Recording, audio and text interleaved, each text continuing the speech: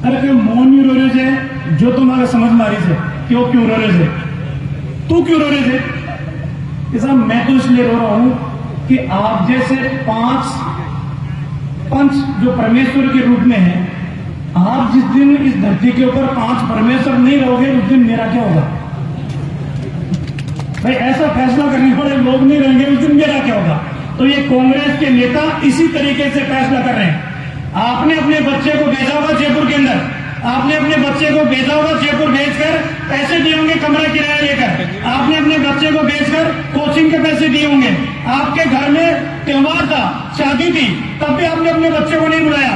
इसलिए नहीं बुलाया कि तू तैयारी कर, कोई दिक्कत नहीं, घर के काम, घर के त्योहार बाद में मना लेंगे। लेकिन इस सरकार के नुमाइंदों ने आपके बच्चे का भविष्य खराब करने का काम किया, पेपर लीक करके किया। और जब पेपर लीक करने वाला सुरेश ढाका पकड़ा जाता है तो उसको बचाने के लिए राजस्थान हाई कोर्ट के अंदर सलमान खुर्शीद जो कांग्रेस का बहुत बड़ा नेता है, वो वकील बनकर पैरवी करता है कि सुरेश ढाका का कोई गुनाह नहीं है।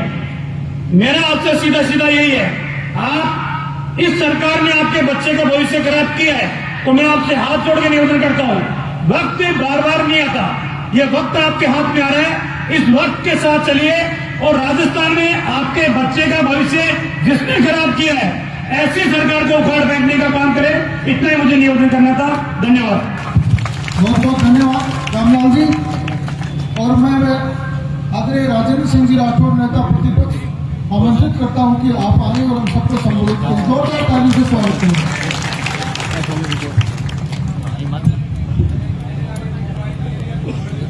परिवर्तन संकल्प यात्रा की इस सभा में मंच पर विराजे इस सभा के नायक, हमारे संभाग के प्रभारी, इस राजस्थान के प्रमुख शिक्षाविद के रूप में जिनकी पहचान रही, केंद्रीय मंत्री रहे ऐसे श्रीमान CR चौधरी साहब, अभी जिस नौजवान का तार्किक भाषण आपने सुना, चौमू की धरती से आते हैं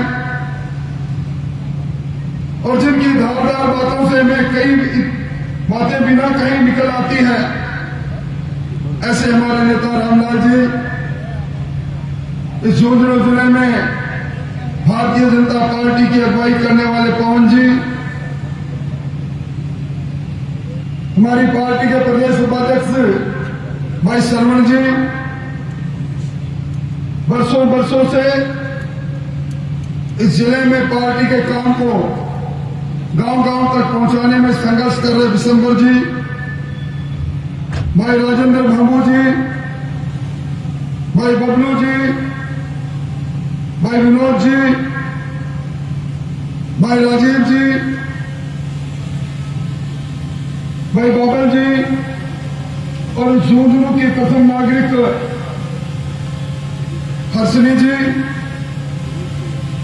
बनवारी जी और आज की सभा में उपस्थित झुंझुनू शहर और गांव से आए हुए सम्राट नागरिक वर्ग। झुंझुनू का नाम आता है तो राजस्थान के लोग कहते हैं वीरों की भूमि है, यह आंदोलनकारियों की धरती है। स्वतंत्रता का संग्राम से लेकर कारगिल के युद्ध तक जब कभी मुल्क को बलिदान की आवश्यकता पड़ी, यहां के लोगों ने बलिदान दिया। यहां पीरू सिंह जी ने सेना में रहते हुए वीरता का परिचय देकर अपने जीवन को दिया। वहां JP जानू जी के उस सैन्य इतिहास को हम बुला नहीं पाते, इंदिरा जी के नहीं बुला पाते। इसीलिए कहते हैं कि लोग ये धरती अर्पण की है, ये धरती तर्पण की है। यहाँ के लोग हमेशा जब कभी भी संघर्ष की आवश्यकता पड़ी, संघर्ष में अगुवा रहे। शेखावटी के जगदीश स्थल में आज परिवर्तन के संकल्प के साथ यात्रा आपके बीच में आई। मुझसे पहले भी रामलाल जी परिचय करा रहे थे CR चौधरी साहब का। कई वर्षों तक राजस्थान लोक सेवा आयोग के अध्यक्ष रहे और चौधरी साहब मुझे कह रहे थे कि दूसरी बार आप लोगों ने मेरा परिचय करवाया है। आजकल आरपीएससी जेल में वो बाबूलाल कटारा आ जाता है जिसको आजकल ईडी पूछताछ कर रही है, और बाबूलाल कटारा आ जाता है तो उसके साथ ही वो गोपाल केसावत भी याद आ जाता है जिसको इसी हुकूमत ने राज्य मंत्री का दर्जा दिया था, जो पीसीसी के ऑफिस के अंदर सोने का चरखा चलाकर चांदी के तार निकाल रहा था।